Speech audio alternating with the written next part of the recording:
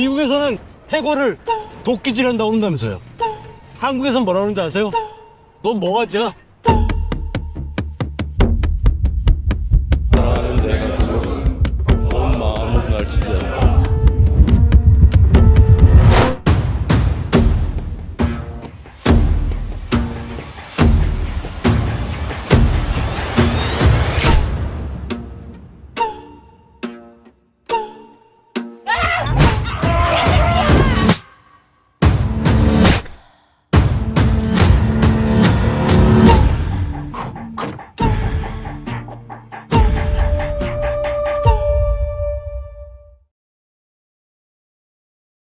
Hey everyone, Mike Bonallo here for NRW Nerds Rule the World, and shout out to my buddy Patrick Strange, Kuya P, for allowing me to review for you the latest from Park Chan-wook, No Other Choice.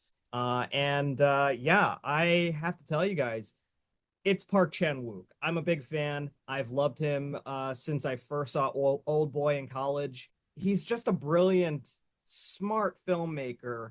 And it's a travesty that he's never been nominated for an Academy Award ever.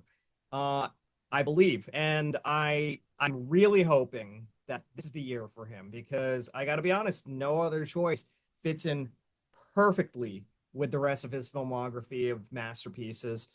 This is a deeply dark and twisted movie, but it's also really, really funny. It's very smart, and it actually does have a lot to say about the economic climate and what it does to people. It stars Lee Byung-hun, who maybe many of you have probably seen in Squid Game season 2, maybe even G.I. Joe. He's kind of a legend. He's been in the industry for a while, and you've more than likely seen him in some huge movies throughout his career. Usually he plays a very tough guy, you know, an action-driven hero. Here he kind of plays a very cowardly, very, you know, emotional former alcoholic, recovering alcoholic, and family man who is trying to do everything that he can to keep his family together, to keep his house together, to keep his perfect life from spiraling under control once he gets laid off. And, you know, he's on the verge of losing everything from his house to his family's lifestyle. You know, he's got 2 children. One of them has autism, but she's actually a savant and a prodigy when it comes to the cello. His wife's lifestyle, you know, and the love that she has for him, it's all threatened because he loses his job and, you know, by extension, his ability to feel in control. That's the general plot line. Once he starts getting desperate enough, though, he takes matters into his own hands and begins to eliminate people who are more qualified for their jobs than he is. Literally. So he goes very much from mild-mannered family man to, you know, a Dexter or Walter White overnight. And it's kind of crazy. The movie gets progressively darker and darker and darker as it continues, but it also gets funnier. I think there's moments of absurdity in this movie that are just played brilliantly by Lee Byung-hun. You know, moments where he's considering, you know, doing a murder, and then he gets bitten by a snake, or you know, is trying to scout and hunt and you know, stalk different people, and it all just goes wrong because he is just completely out of his depth and incompetent. And it's just funny as hell to watch Lee Byung-hun play against type and do things like stumble in the forest and scramble to get on his feet, pour water on his head when he's trying to lift up a plant above his head. It's really uncharacteristic of him, but it actually works because he sells it. He sells the physical comedy. He sells the incompetence.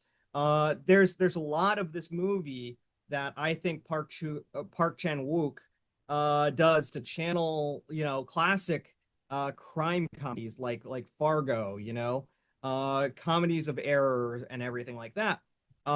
It does, of course, get dark. There's some pretty grisly moments in this movie that are pretty shocking. And like any good Park Chan-wook movie, there's almost a grotesque level of violence in some of the scenes that you're going to see, things that might be considered disgusting. But it's all really important because it highlights this desperation that is brewing in the surface, and this state of being that the economic turmoil has basically forced these people into becoming the monsters that they become as a result of it, pitting people against one another, and the desperation to keep that perfect lifestyle.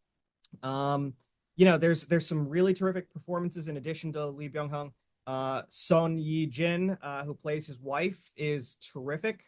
And there's several other kind of touching and very human scenes between Lee Byung-hun and some of his victims, as I'll call them, because they identify in one another this humanity that exists, the sadness that is identified uh, because these guys have lost their jobs, because they're in the same boat, how things have gotten ruined. It makes him question his own decisions, but ultimately, because of his desperation, he follows through with a lot of his deeds.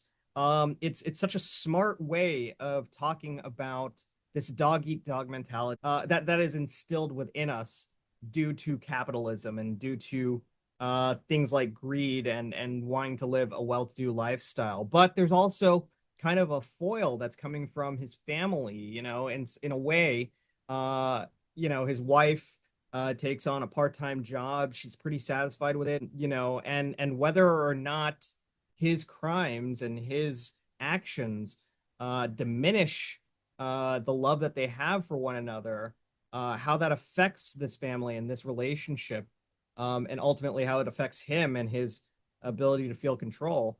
Some things are lost and some things are gained due to all of this. The movie is really well directed. I think that there's some really beautiful shots, some really intentional methods of moving the camera around, throughout the movie to keep things interesting, but also to kind of depict the chaotic nature of the film as things continue. There's also a lot of really strong symbolism.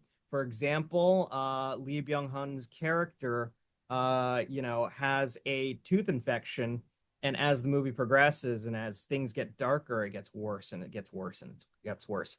This problem that has started small has just escalated bigger and bigger and bigger. And I think it's incredibly smart storytelling to kind of showcase, the different layers of his character and the lows that he goes through by showing the tooth becoming more and more festered as things continue.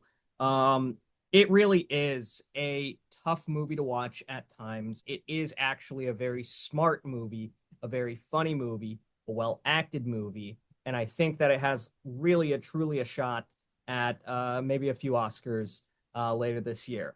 Definitely check it out for yourself. I won't say that it's for everybody, but quite frankly, I thought it was a terrific movie. I thought it was just very smart and really, really absurd at times, but perfectly executed, perfectly well done, very clever. It's a movie that only Park Chan-wook can bring you. So those are my thoughts on No Other Choice. Definitely get around to seeing it. You won't regret it. Definitely check it out. I think you're going to like it if you're a fan. Thanks, everyone. Have a great one.